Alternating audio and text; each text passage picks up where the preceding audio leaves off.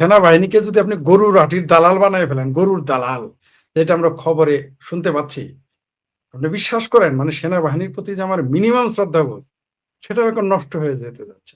সেনাবাহিনীর প্রতি আমার ক্ষোভ থাকতে পারে, রাগ থাকতে পারে, আমি তাদের ক্রিটিক হতে পারি, কিন্তু তাদের প্রতি তো আমার সম্মান থাকবে, কারণ আমার দেশের একটা দেশের নিরাপত্তা দেয়ার যে প্রতিষ্ঠান সরকার, সেটা হচ্ছে ব্যাকবোন। আমাদের নিরাপত্তার ব্যাকবোনটা হচ্ছে সেনাবাহিনী, কোনো সন্দেহ নেই।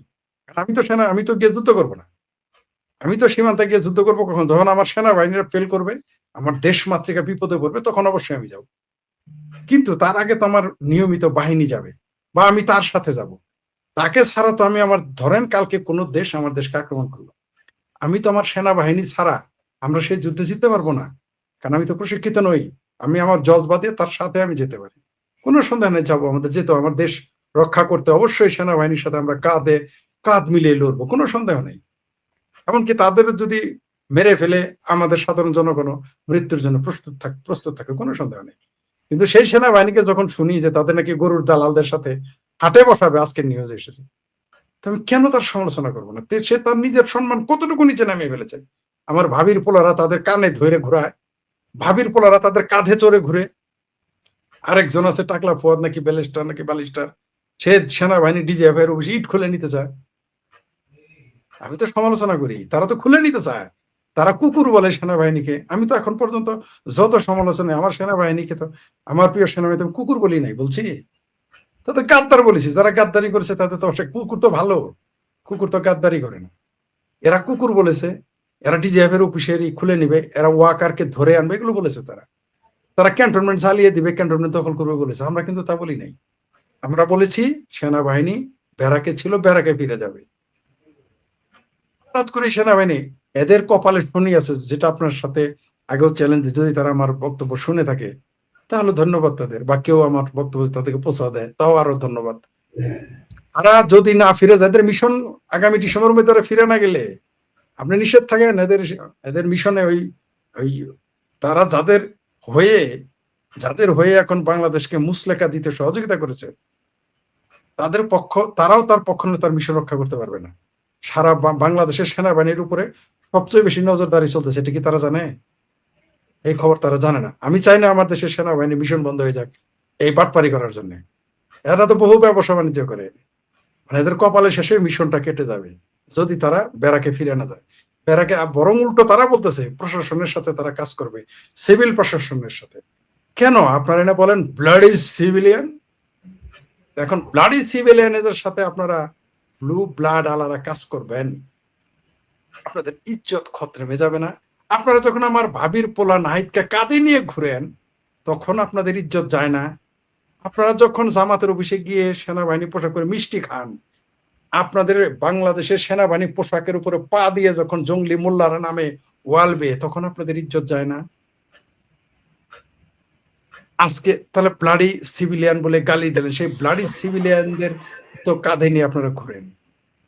আমরা তো দেখলাম কিভাবে জঙ্গিদের আপনারা পাহারা দিলেন। আমরা তো দেখলাম কিভাবে একটি দেশকে আপনারা ভিন্ন একটি দেশের কাছে বর্গা দিয়ে দিলেন। আমরা তো দেখলাম এই সেনাবাহিনী, যে সেনাবাহিনী তাদের কথা ছিল আমাদের রক্ষা করে, বাংলাদেশের মানুষগুলোও দেখেন কত বড় হিপোক্রেট। ওই বুরখানা ভাসু নাকি কি যেন একটা দেশের নাম, কি যেন একটা সেনাবাহিনীর বয়ান দেখি পাওয়া যায়, আফ্রিকার এক তরুণ সেনা, 35 বছর হয়নি, তার বয়ান বাজায় দেখি, ইব্রাহিম রাউরে না কাউরে এরকম নাম, তার বয়ান দেখি সবাই বাজায়। তো এরকম বাংলাদেশের সেনাবাহিনী সেই ভূমিকা নেয় না কেন? এখানে তো আমরা উল্টা দেখি, ওই ইব্রাহিম রাউরে না কাউরে তার উল্টা ভূমিকা, অর্থাৎ দেশকে আরেকজনের কাছে হাতে তুলে দিল রক্ষা না করে। কিন্তু আমরা তো কোনো বক্তব্য দেখতেছি না তাদের, বরং উল্টা কি দেখলাম, প্রথমে তারা 1 সপ্তাহ 3 দিন নাকি 72 ঘন্টা হয়েছে, তারা বলেছে আমরা সিভিল প্রশাসনের সাথে মাঠে একযোগে কাজ করবো। তোমার আসতে বলছে কেন? যার কাজ তারই সাজে, অন্য করলে ঝাঁঝর বাজে। আমরা কি বলেছি যে আমরা গিয়ে ফাইট করতে যাব? সিভিলের প্রশাসন তো এটা বলে নাই। সিভিল প্রশাসন কি এটা বলেছে? বলেনি। তারা হঠাৎ করে এই কাজ করা কেন তাদের মন চায়? শেষে আজকে দেখলাম গরুর হাটের দালালিতে নামাবে সেনাবাহিনীকে। তো এখানে এখন গরুর হাটির দালালিতে যদি সত্যি সেনাবাহিনী নামে, আমি বাংলাদেশ সেনাবাহিনীর সমালোচনা যদি বাদ দিব। কারণ কি, তখন তারা সমালোচনার যোগ্য থাকবে না। কারণ গরুর হাটির দালালদের নিয়ে তো আমি সমালোচনা করতে পারি না। রিয়েলি আপনাকে বললাম, এই যে আমি একমাত্র ব্যক্তি যে স্ট্রেট সেনাবাহিনী নিয়ে সমালোচনা করি। যতই ছাপা মারুক, যত বড় বুদ্ধিজীবী, যত বড় নেতা খেতা থাকুক, এইভাবে কেউ বলে না, আমি বলি এবং বলবো। কিন্তু যদি গরুর রাঠিতে নামানো হয়, গরুর দালালদের সাথে সেনাবাহিনীকে নামানো হয়, আমি ওই দিন থেকে সমালোচনা করা বাধ্য। এইটা সবসময় আমাদের অভিজ্ঞতা, সেনাবাহিনী দীর্ঘ সময় যদি থাকে, রাস্তায় থাকে, ওরা তো আমাদের সমাজেরই অংশ, আমাদের ফ্যামিলি মেম্বার। রাস্তায় যদি থাকে, রাস্তার নানা কিছুর সাথে তারা জড়িত হয়ে যায়, এবং জড়িত যে হয়ে গেছে এমন অনেক অভিযোগ কিন্তু আমরা পাই, যেটা আমাদের সেনাবাহিনীর ব্যাপারে পাওয়ার কথা না। আর সর্বশেষ আপনি দেখেন, সর্বশেষ যে বলা হয়েছে যে জুনের মধ্যে যাবে বেড়াক, এটা আইএসপিআর কিন্তু অফিসিয়ালি কোনো কিছুই কিন্তু এখন পর্যন্ত বলতেছে না। সেনাবাহিনীর মানে এই যে আজকে এটা মে, আগামীতে জুন, এটা বলতেছেন? হ্যাঁ, তাই এটা বিশ্বাস করতে হবে আমাদের। যাক, যদি জুনের মধ্যে, আমি তো তাদের ডিসেম্বর, তাদের আমি মার্কিং করে দিয়েছি, ডিসেম্বরের মধ্যে যদি ফেরত না যায়, ডিসেম্বর 1 তারিখের মধ্যে, এদের বিরুদ্ধে আমাদের দুর্বার আন্দোলন হবে। তারা যদি জুনে চলে যায়, ভালো, আরো ভালো, শুভবুদ্ধির উদয় যদি হয়, চলে যায়। কিন্তু আমার মনে হয় না, কারণ খলদের ছলের অভাব হয় না।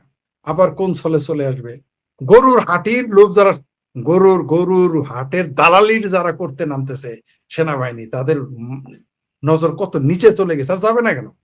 আদম ব্যাপারী ইউনুস হয়ে গেছে, যে ইউনুস ডক্টরেট, যে ইউনুস অধ্যাপক, যে ইউনুস গ্রামীণ ব্যাংকের মালিক না ফালিক কি যেন, তারপরে আবার নোবেল প্রাইজ পেয়েছে, বাংলাদেশের প্রধান ব্যক্তি হয়ে গেল। তারপরেও দেখলাম সে আদম ব্যাপারীর লাইসেন্স করা বন্ধ করে নাই। নজর এত ছোট, তো সেই দেশের সেনাবাহিনী গরুর হাটিতে যাবে না, কোথায় যাবে? এরা যারা বলছে গরুর হাটিতে যাবে, গরুর দালালদের সাথে থাকবে, তারা বুঝি জুনে যাবে? আপনি এটা বিশ্বাস করেন? এবং দেখেন কি এই হয়। ওদের যে সর্বশেষ দরবারের যে মিটিং, ওইখানেও আলোচনা হয়েছে, সামাজিক যেমন এটা আসছে যে সবাই মনে করছে সেনাবাহিনী দরকার হচ্ছে আওয়ামী লীগকে ঠেকানোর জন্য। সেনাবাহিনী উঠে গেলেই আওয়ামী লীগ চলে আসবে, এর জন্য সবাই সেনাবাহিনীকে চাচ্ছে, মাঠে চাচ্ছে, যাতে আওয়ামী লীগ আসতে না পারে। তাহলে বিষয়টা কি দাঁড়াইলো? তাহলে যারা বললো বাংলাদেশে আওয়ামী লীগ 100 বছরের ক্ষমতায় আসবে না, আমার ভাবির পোলারা শুরুই করে 10 বছর আগে আওয়ামী লীগ ক্ষমতায় আসবে না, পলাতক লীগ আর কোনোদিন আসবে না, যে সরকার পালিয়ে যায় আর কোনোদিন ফিরবে না, আওয়ামী লীগ দেশে নাই, ছাত্রলীগকে কেউ পছন্দ করে না, যুবলীগ নাই, ইত্যাদি ইত্যাদি। আমরাও নাকি গোপনে, আত্মগোপনে আছি। তাহলে সেনাবাহিনী কেন লাগবে? তারাই যদি বলে, আমরা তো এই কথাই বলতে চাই। এই কথাটাই তো আমরা বলেছি, যে সেনাবাহিনীকে রাখা হয়েছে এই সরকারকে পাহারা দেওয়ার জন্য, এই মুসলেকা সরকারকে পাহারা দেওয়ার জন্য। বাংলাদেশ সেনাবাহিনী তো আর এখন না, এখন একটা ওয়াকার বাহিনী, পাকিস্তানের সাব কমিটি এটা আর কি। এটা তো বাংলাদেশ সেনাবাহিনী নেই এখন, এখন পাকিস্তানের সাব কন্ট্রাক্টরে নিয়েছে বাংলাদেশের সেনাবাহিনী। এই বাংলাদেশের সেনাবাহিনী ওয়াকারের বাহিনী এখন, এখন আর আমাদের বাংলাদেশের সেনাবাহিনী, এই ওয়াকারের বাহিনী, তারা মুসলেকা সরকারকে পাহারা দিচ্ছে, মুসলেকা সরকারের বিরোধী দলকে পাহারা দিচ্ছে, মুসলেকা সরকারের সরকারি বিরোধী দলকে পাহারা দিচ্ছে, আমার ভাবির পোলাদের পাহারা দিচ্ছে, জুলাই জঙ্গিদের পাহারা দিচ্ছে, হেফাজতের জামাতি জঙ্গিদের পাহারা দিচ্ছে তারা।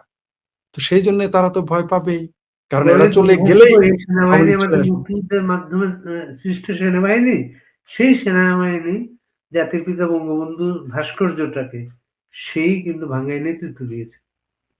তাকে এটা মনে করে দেওয়ার জন্য ধন্যবাদ, যে তারা নিজের হাতে ভেঙেছে। শুধু তা না, তাদের যে সেনাবাহিনীর যে বীর, তার পুরস্কার প্রাপ্ত বা যারা খেতাব প্রাপ্ত, তাদের কিন্তু ভাস্কর্য সেনাবাহিনী ভেঙেছে, আমরা দেখেছি। 32 নাম্বার তো ভেঙেছেই, তাদেরটাও তারা ভেঙেছে, এটা আমরা দেখেছি। তো ভাঙবেই তো, কারণ এই সেনাবাহিনী, আপনি বলেন না মুক্তিযুদ্ধের মাধ্যমে, মুরব্বী, হম, আমরা কিন্তু এই মুক্তিযোদ্ধাদের যাই, এই সেনাবাহিনী মুক্তিযোদ্ধাদের কিন্তু জামাতের সাথে গাইঠি বিরিতে দেখতেছি।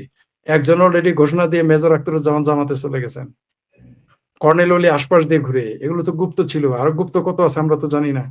সেনাবাহিনী, বাংলাদেশে পুলিশ বাহিনী সর্বপ্রথম আক্রান্ত হয়েছে, পুলিশ বাহিনীর উপরে সবচাইতে বেশি 71 নির্যাতন শুরুই হয়েছে তাদের উপর দিয়ে, এবং সেই পুলিশ বাহিনীকে আবার 2024-এর 5ই আগস্টের সন্ত্রাসীরা জ্বালিয়ে পুড়িয়ে দিয়েছে।